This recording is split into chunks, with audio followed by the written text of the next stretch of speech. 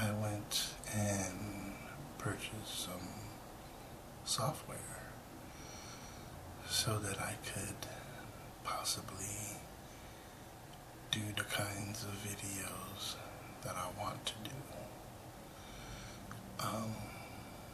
I went and got some software that will allow me to edit my video in such a way. I just bought the software last night. I haven't spent a whole lot of time using it, but I hope that it can help me out. This is what I got. Can you see that? That's it. It's too bright.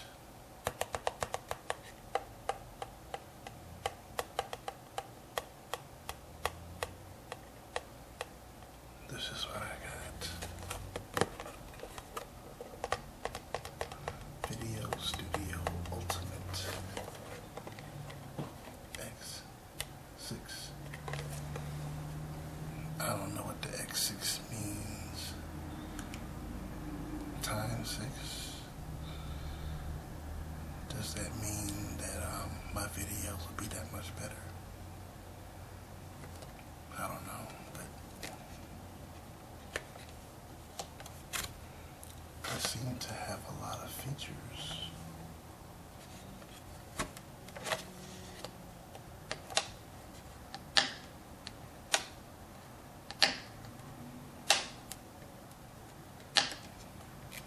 So, well, anyway,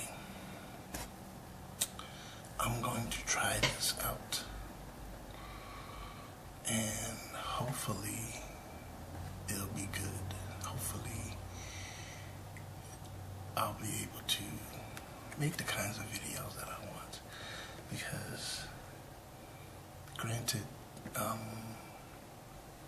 right now I'm using my camera, my Sony Handycam, and it's a good camera. It's HD quality, but it doesn't allow me to manipulate the videos quite the way I want to.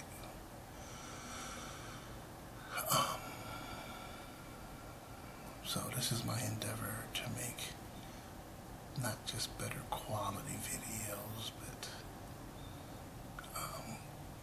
better edited videos. Because sometimes I might say things that I didn't want to say, or I might say something and rewatch the video and I realize how what I said may have come across. So now I can edit those things out without having to delete the whole video and start completely over. That is annoying. And the way I make videos, I don't know how everybody else does, but me, I get annoyed. I'm somewhat of a perfectionist, and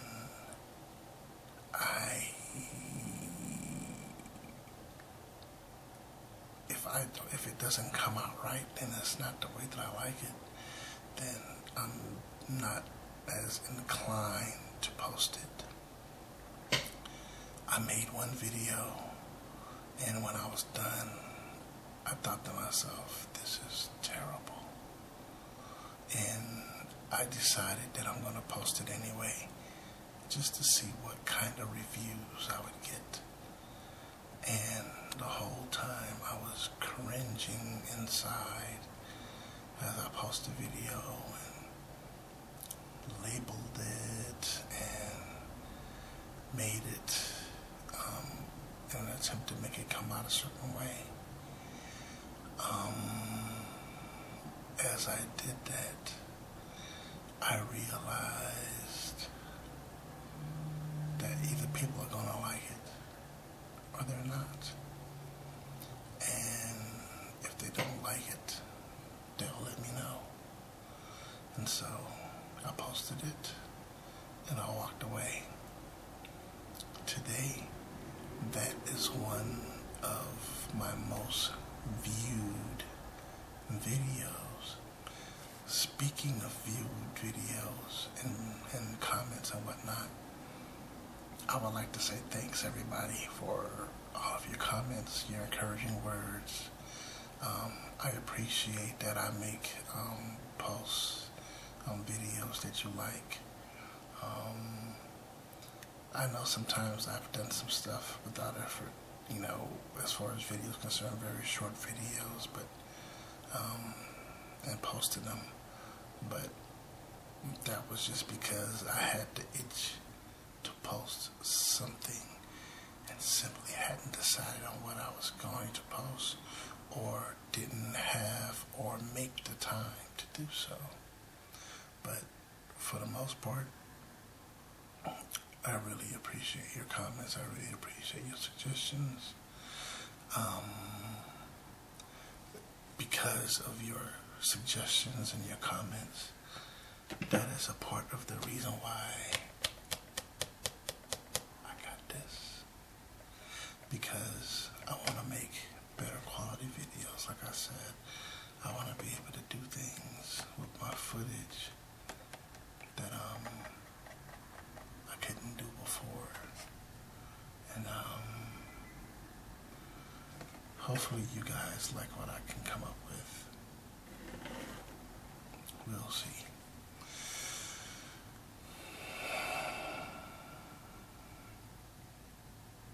Ideas churning, but once I figure something out, I'll post it.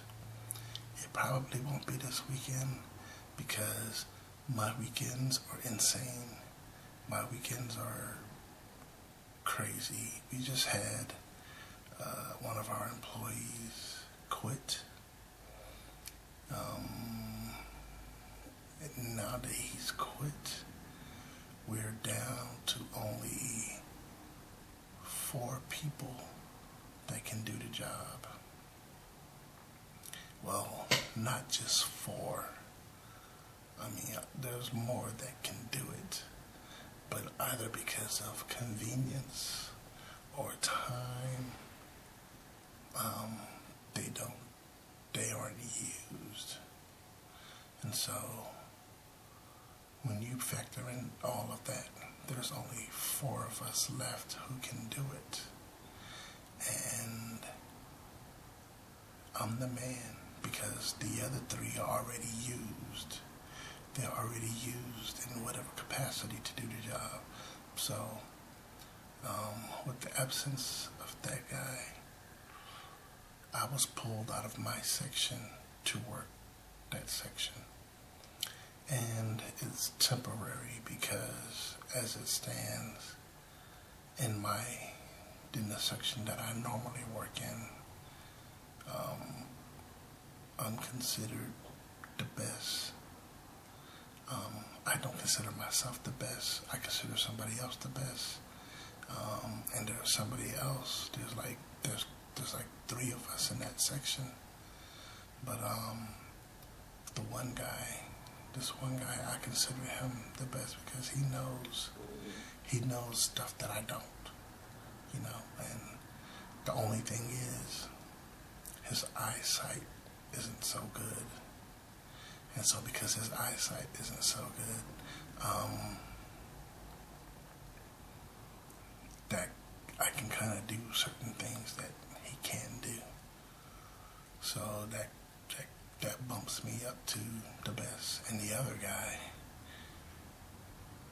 he's just lazy. Plain and simple.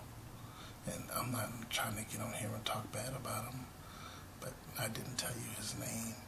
So, but, you know, seriously, he's just lazy. And he's too proud to be taught. You know, he's too proud to be shown how to do it so that he can do it and do it right. So,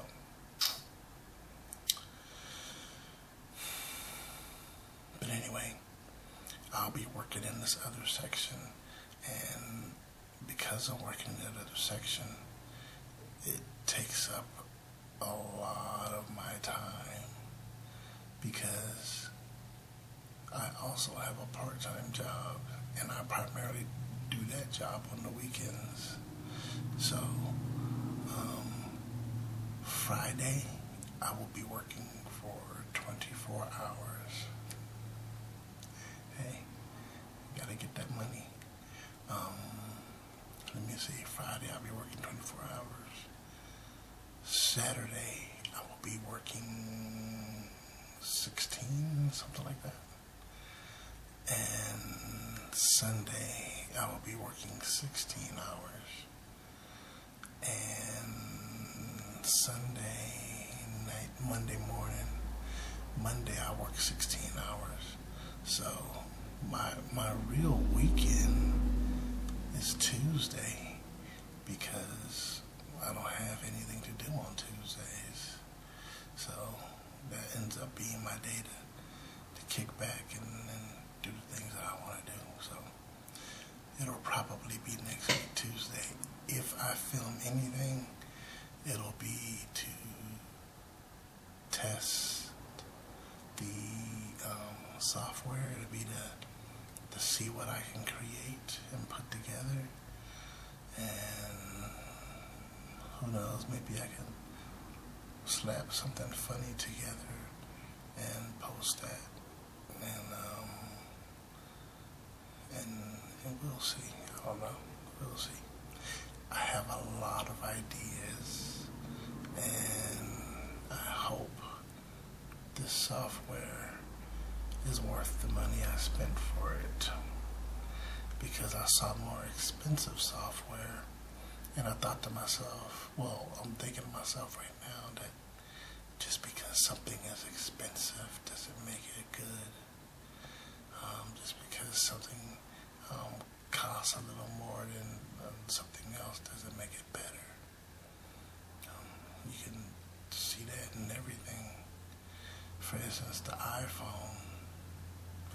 The iPhone is good, it's fun, but man, it's so fragile. You know, you bend down the wrong way and getting that phone is in your pocket, you're gonna break that glass. You're gonna be like some people I see walking around with a busted glass screen, still using the phone. I don't know why Apple would do that. Maybe they should do whatever it is the makers of Androids are doing, because our screens don't break, but when they do, it's terrible. But I haven't broken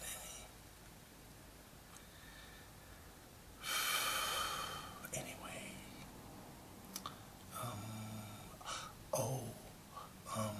no. That's just an idea that I just shot down in my head. Something I've been wanting to do but haven't done. Wow, the wind is really starting to kick up outside. I can hear my building creaking. It was doing that last night too. I live alone, and I know that I'm not the only weirdo that when I come into my apartment, I go into the bathroom and pull the shower curtain back to see if somebody's hiding there with a butcher knife. I don't know why I do that. It's stupid. But I guess I'm preparing for the day that does happen. Then I'll know exactly where the killer is. But really, there isn't too many places you can hide in here. There isn't too many places I can hide, so I know one thing. If somebody does come in here and I'm conscious, I'm headed straight straight for those. Because if I can get to them in time. Now, those aren't real swords. Here's the story behind those swords. When I was in the United States Marine Corps, I was stationed in Okinawa, Japan, and I was an administrative clerk. So, as an administrative clerk,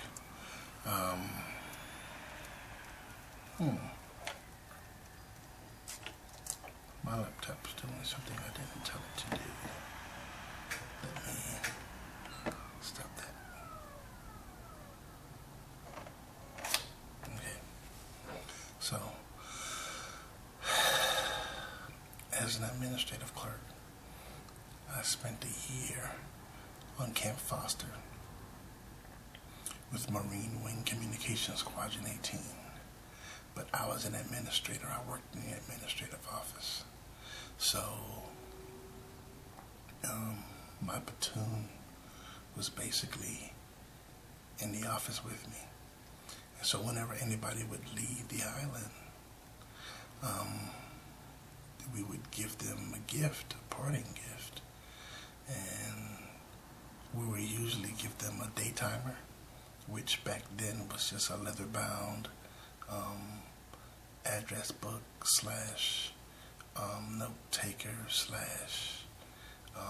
all of these things, basically everything that you would have in a 10-inch digital tablet, you know. But I really wanted one of those day timers because they had some nice day timers, and you could organize your life with those things, and I really wanted one. I wanted one of those good ones. And so I completed my year.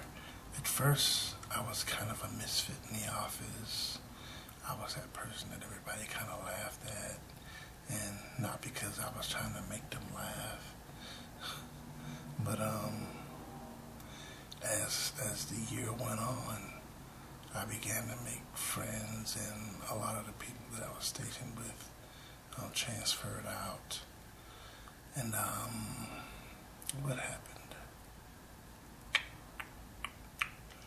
Oh, I had this staff sergeant, and she was an idiot, and she had problems. She would just pick somebody, and she would just be mean to that person.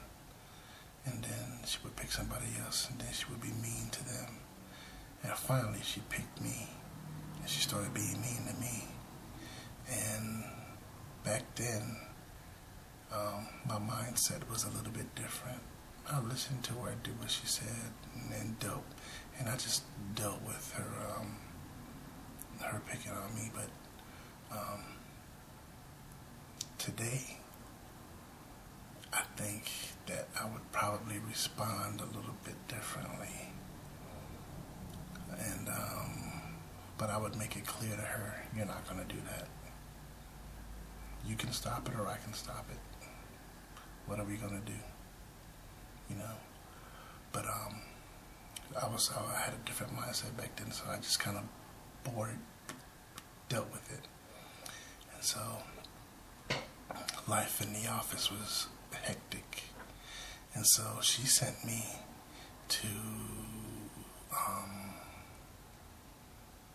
what's it called? Well, every unit has to send someone to go and work at the chow hall. Well, when that time came, she sent me, and she sent me as a punishment. But that was the best thing that ever could have happened to me. I ended up working at the mess hall for like a month, and it was annoying. I had to get up. I got home very late. I got very little sleep, and then I had to get up very early to go to the mess hall to get everything set up because we had so many Marines to feed. But going there, I really had some fun. and I met some interesting people. And when our time was done, they sent me back to my unit. When I got back to my unit, she was gone. And I was so glad that stupid chick was gone. I said chick. I didn't say the other word. The other word would be appropriate, but I'm not going to say it. But anyway, she had left. And then our staff non-commissioned officers started changing out. We got a new gunnery sergeant. We got a new sergeant over everything. We got a bunch of new NCOs, and we all just kind of became friends. You know, we were new people together. We all kind of became friends, and it was fun working with them. It was fun working with that crew. One of my corporals, his name was Luz Serrato, and I think he was from Orange County in California. One morning, I woke up and I was late.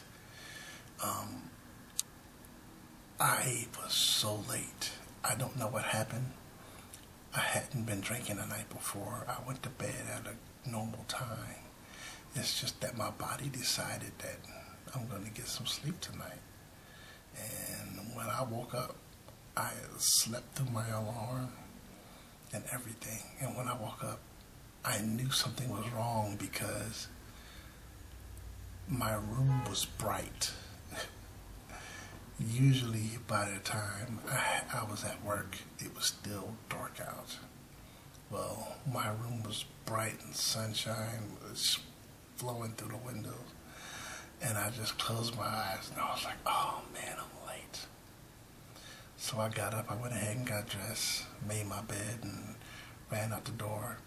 And I was walking to the office thinking, man, I'm late, man, I'm late, man, I'm late. Ooh, the chow hall is open. And I was like, well, I'm already late. So I went into the chow hall.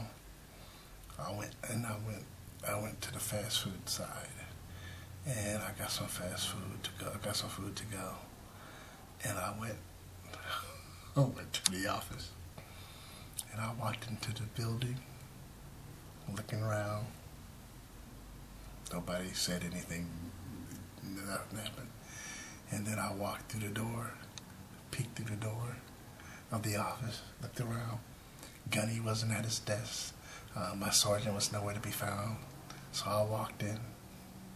I went to my desk. I'm looking around. I sat my breakfast down, and I sat down and started working like I was there the whole time.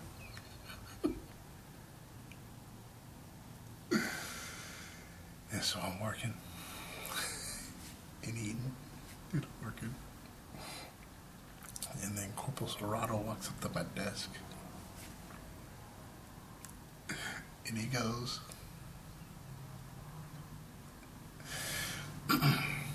he says, Grant, you're late.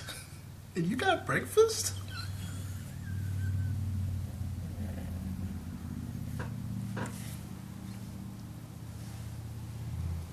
When he said it, I just started laughing. I started laughing right there in his face because it was so funny. Oh my goodness. I'm laughing because it was hilarious to me. I can't do his accent with my voice this low, but it was so hilarious. He had this thick Latino accent. Grant, you're late.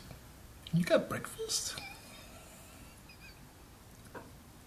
Oh, it was hilarious. So, they punished me. He was like, you're lucky Gunny gonna let us punish you. If Gunny punished you, it was gonna be worse. And he was right. Gunny was probably gonna run me through the ringer. He was a new gunnery sergeant, new to our office, so. But anyway, they punished me, and my time began to wind up and began to wind up. And pretty soon, I wasn't the person that was laughed at, but I was kind of like one of the popular people in the office. And really in the unit, people would come to the S1 looking for me because they knew I was going to take care of them as far as their administrative stuff was concerned. And so soon it was time for me to leave. I had packed up all of my clothing and all of my effects, all of my electronics, boxed them up, and my stuff was stored to be shipped to my next unit. Okay.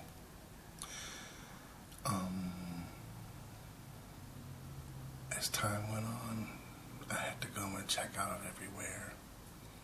And then I went to,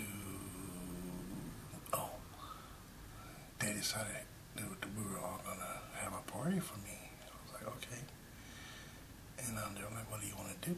I'm like, let's go to the bowling alley. And so we went to the bowling alley. We couldn't go off base because during that time, the Japanese would hold protests at the gates. So they really wanted us off the island. They really wanted us out of there so they could have their country back. And I can kind of agree with them because Marines and sailors have, raped their kids and whatnot. And it was just uncalled for. Why would you do that? But we had some bad apples in the bunch, and they just made things worse for all of us. In fact, for my last 4 to 5 months on base, I hardly went off base. I didn't go to any more clubs. I didn't do any of that. I basically stayed on base. And we had my party at the bowling alley. Now, here's how I know my leaving was more significant than the people who left before me. Before, when somebody would leave, my unit would go and we would have dinner at a restaurant somewhere, maybe on Kadena Air Force Base. And we would present them with the daytimer and other stuff, cards and whatnot. Just little. It was fun having you here. Good luck at your new unit type stuff, And it was just my office. When we had my party at the bowling alley, it was everybody from my office. The commanding officer showed up. I don't know what it was about that guy, but for some reason he really liked me. In a no homo kind of way.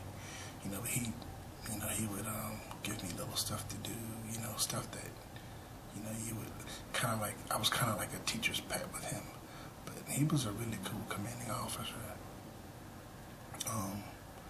He came if for a little bit, and we bowled, and we drank, but we bowled, and at one point, the Marine that was working at the bowling alley, she started yelling at us to calm down. That's how you know you're having a good time, when Marines tell you to calm down. But we were bowling and everything was just kind of going right, man. I was getting strikes. And one Marine was like, man, I thought you said he couldn't bowl. And they were like, he can't. He's just on a roll tonight. And I was on a roll. And then then they presented me with this gift. And that same Corporal Serrato, he was like, you know what it is, Grant? And I was like, no, I don't know what it is. She's like, it's a snake. Like, what? Man, y'all got me a snake? I don't want no snake. And so I opened the box, and it was those samurai swords. And I held them up, took them out of the sheath, and I'm looking at them, I'm like, oh my goodness, this is so awesome. Now, I meant to buy some earlier that year, but just things just happened and I just procrastinated and never did it. But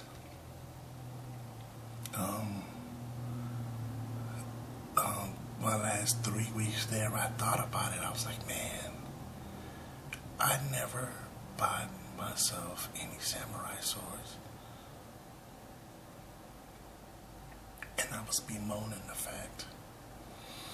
And when I opened up the box, I was stunned, I was shocked, because those swords were expensive. You know, like, depending on the yen rate is up, it's down. And sometimes it's, when it's up or down, it's good for us and it's bad for us. Like when I first got there, let's say my normal pay rate was $400 a payday. If the yen rate was up or down, I can't remember which way it had to be, but it was a certain way for a certain amount of time. And instead of getting $400, I got $600. And that extra $200 was to offset the expense of living in Japan. Even though I could live on base and never have to go off base and buy anything. So that turned out to be really nice. But all that time, I never, not once, bought any swords. And these folks pitched in their money and got me these samurai swords. And I was touched, you know. That was awesome. And so when I came back to America, I had those shipped. And when I left Okinawa, I took 30 days leave. So I was at home for 30 days. And during that 30 days, my swords arrived in the mail. And I was like, yes. And I got them and I took them into the house, opened up the box, set them up, pulled them out, swung them around a little bit, put them back. And I showed them to my mother and my friend. And then I left for California. I left the swords at my mother's house. Okay. That was the last time I was at home for 30 days. The next couple of times when I came home, I was at home for 2 weeks at the most. And then there was a space of time for like 4 years where I didn't go home at all. And then 9/11 happened, and I knew with that occurrence that there's no way I'm going to be able to get my swords. I'm not, you know, they're not going to let you walk through the airport before 9/11 with swords. They're just not going to do that. But I was able to do that.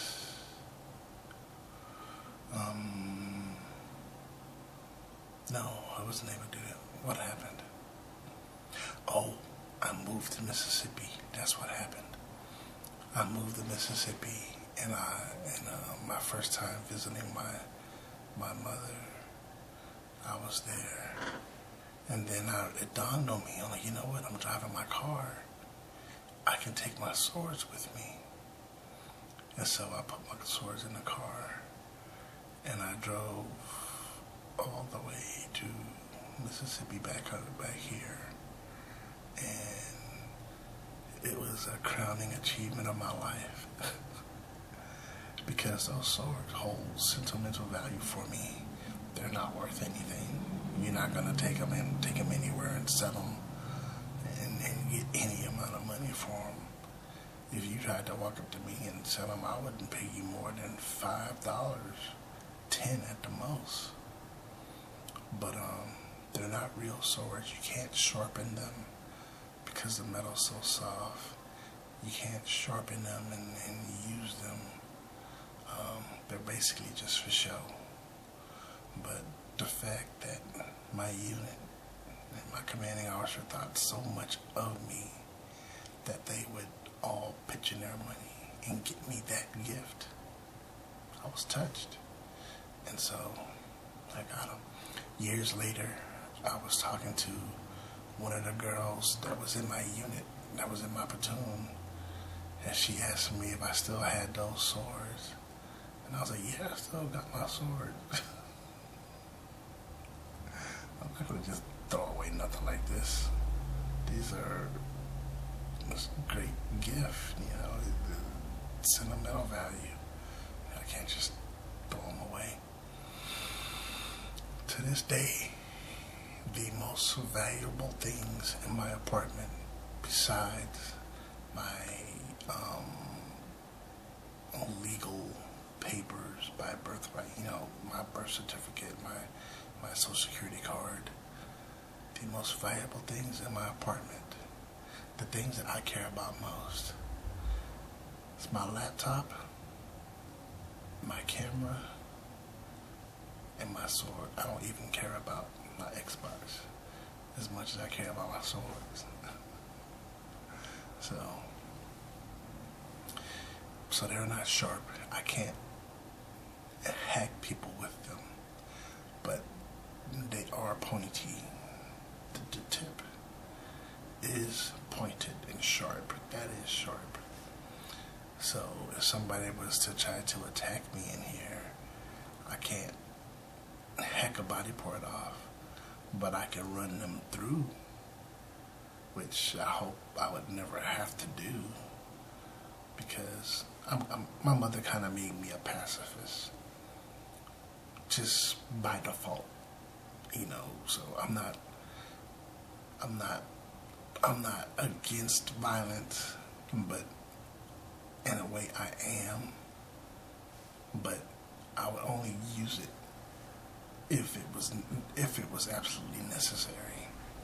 And those times when it's necessary, I'm gonna use it, and I'm gonna take it as far as I can go, if that is necessary.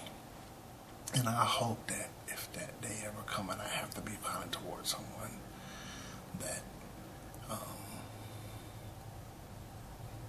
that I do it right.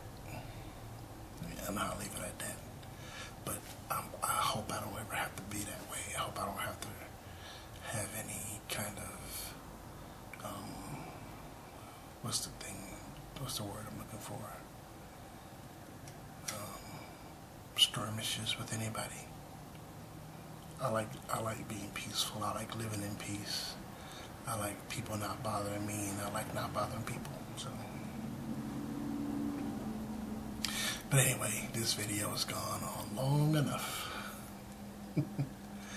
It was nice talking with you guys, and I hope to see you sometime next week. Or maybe not see you, but produce a better video for you guys next week.